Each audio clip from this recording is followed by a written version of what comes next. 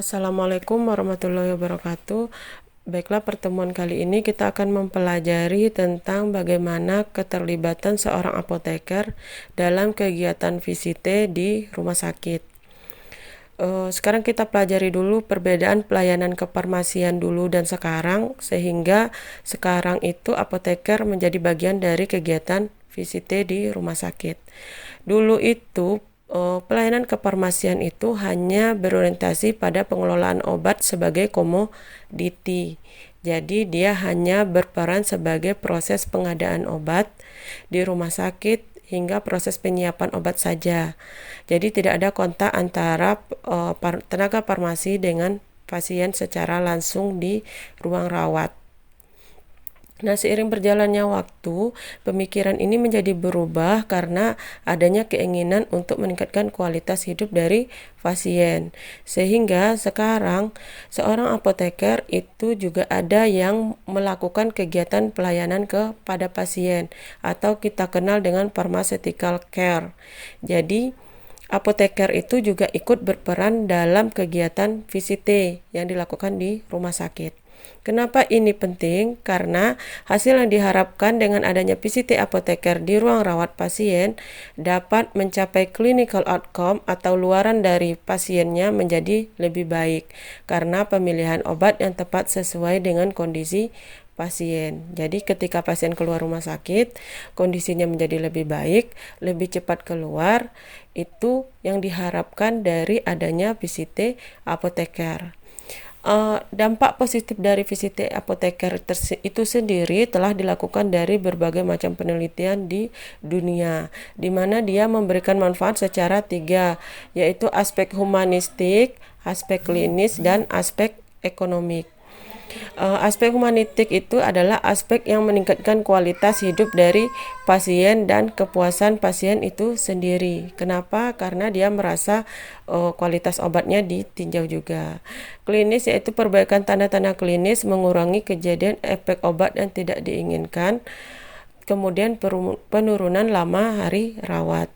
Ini kenapa? Karena obat yang tepat, pasien yang tepat, indikasi yang tepat, maka akan meningkatkan kesembuhan pasien sehingga penurunan hari rawatnya menjadi lebih baik. Itu ditinjau dari sisi klinis manfaatnya, dampak positifnya.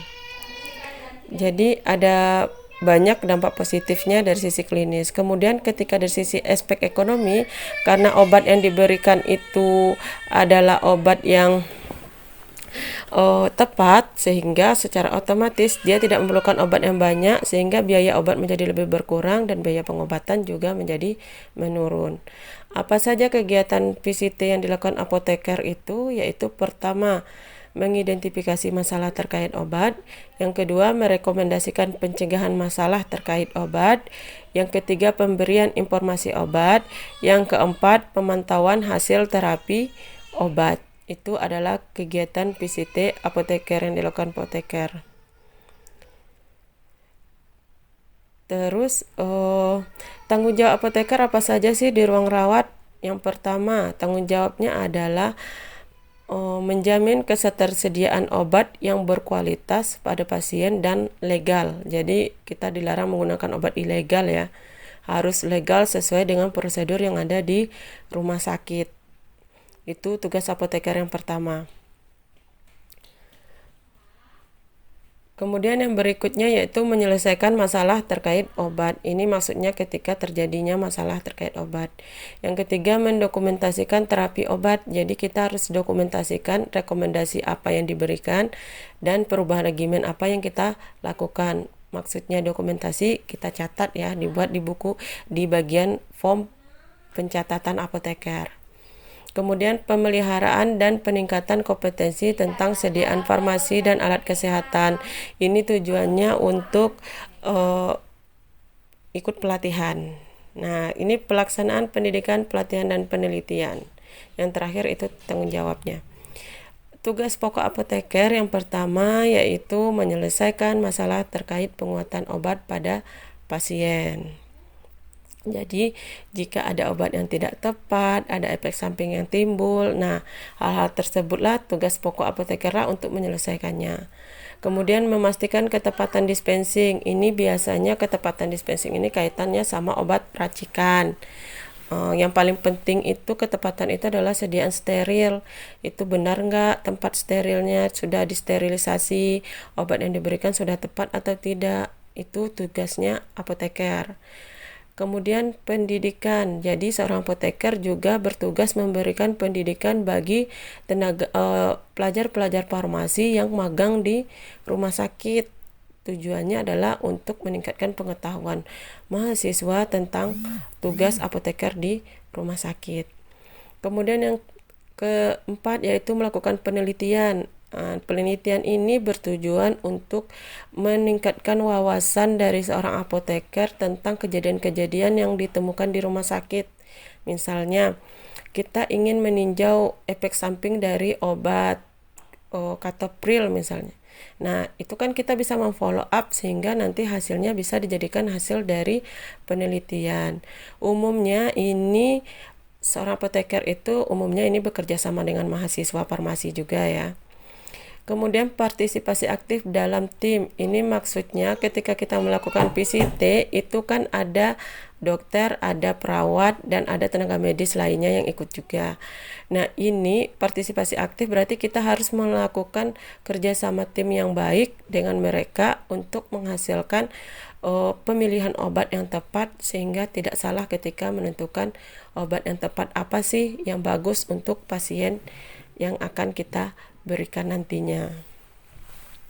Itu arti dari partisipasi aktif dalam tim. Tim di sini maksudnya tenaga kesehatan. Terus prioritas layanan PCT apoteker ini yang menjadi utama dari PCT apoteker itu ada 6. Yang pertama pasien baru, yaitu pasien yang baru datang 24 jam pertama itu merupakan prioritas utama untuk dilakukan kegiatan PCT.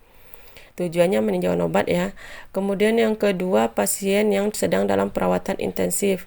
Kenapa prioritas apoteker intensif? Karena intensif itu artinya pasien sedang dalam keadaan gawat. Jadi dia perlu pemilihan obat yang tepat. Kemudian pasien yang menerima obat lebih dari 5 macam obat.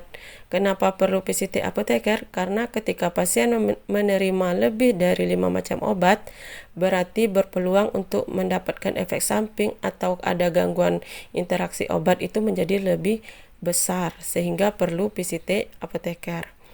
Kemudian pasien yang mengalami penurunan fungsi organ seperti ginjal dan hati, terutama ginjal dan hati. Kenapa ginjal dan hati dispesifikkan? Karena kalau gangguan ginjal dan hati itu perlu penyesuaian dosis obat. Jadi dia tidak sama dengan pasien yang ginjal dan hatinya normal. Yang kelima yaitu pasien yang hasil pemeriksaan laboratoriumnya mencapai nilai kritis. Contohnya ketidakseimbangan elektrolit. Kenapa menjadi prioritas? Karena biasanya pasien yang mencapai nilai kritis ini mengalami ketidaksadaran sehingga butuh peninjauan lebih cepat agar dia menjadi lebih pulih. Dan yang terakhir yaitu pasien yang mendapatkan obat dengan indeks terapi sempit. Ini maksudnya pasien yang mendapatkan obat yang memiliki dosis untuk memberikan efek dengan dosis yang memberikan toksik itu sangat kecil sehingga perlu pemantauan agar obat yang diberikan tepat, tidak melebihi dosis, karena ketika dia melebihi dosis sedikit saja itu akan menyebabkan toksisitas pada pasien. Itulah prioritas layanan PCT apoteker yang ada 6. Kemudian kegiatan PCT itu ada 2, ada PCT mandiri, ada PCT tim. Kalau PCT mandiri itu ada kelebihan dan kekurangannya. Kelebihan yang pertama yaitu kita bisa menyesuaikan dengan jadwal kita. Kemudian kegiatan konselingnya menjadi respon pasiennya lebih baik karena dia terfokus kepada kita sendiri. Kemudian dapat dijadikan persiapan ketika kita melakukan PCT tim. Kekurangannya ketika kita menemukan permasalahan, kita belum bisa melakukan langsung rekomendasi karena yang bertugas menuliskan resep itu adalah dokter. Jadi kita harus berdiskusi dulu ke dokter, baru kita melakukan rekomendasi. Kemudian pemahaman patofisiologi menjadi kurang karena yang paham tentang patofisiologi itu adalah biasanya orang kedokteran. Kemudian visited team itu kelebihannya adalah memperoleh informasi yang terkini yang lebih komprehensif karena ada banyak tempat kita untuk berdiskusi dan berbagi ilmu. Kemudian fasilitas pembelajaran. Kenapa? Karena kita berdiskusinya dengan tim-tim lainnya juga ya.